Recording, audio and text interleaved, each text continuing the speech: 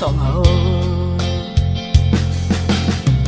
ตอนหน้าวันปีนางไปหมดแลนเก้าอย่าหยอกเล่นตาหักอ่อนสายสิบเสือหักมาก็เลยต่างลู่ซุ่มลายหักบ่ตายนางก็อำหูถึงยาว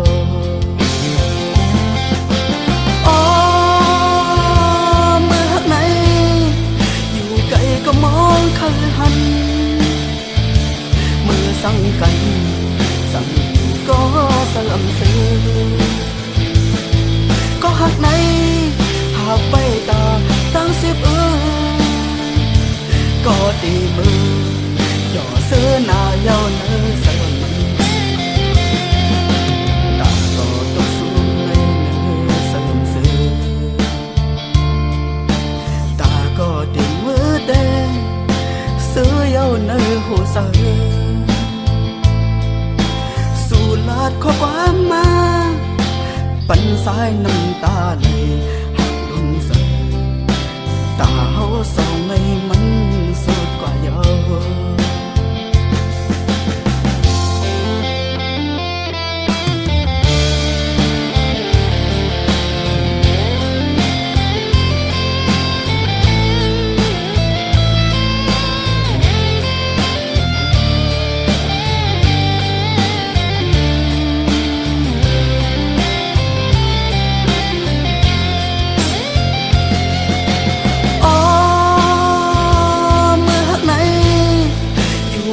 ก็มองคันหัน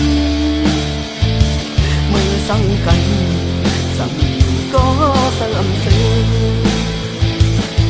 ก็หักในหากไปตาตั้งสิบ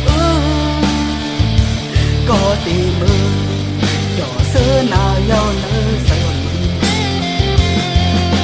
ตาก็ตกสูงในเนื้อสลัมซื้อตาก็ตีมือเต้ซื้อเย้าเนื้อหัวเสือสู่ลาดข้อความมา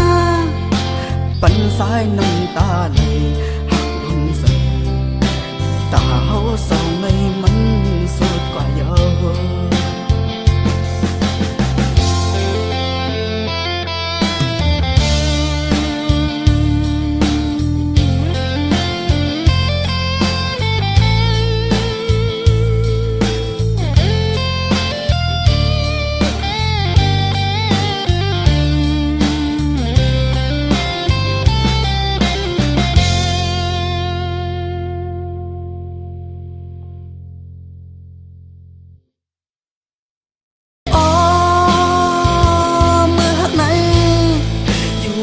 ก็มองคันหัน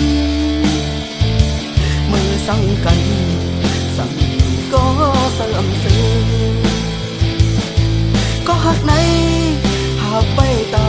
ตั้งสิบก็ตีมือย่อเสื้อหน้าเย้าเนื้อ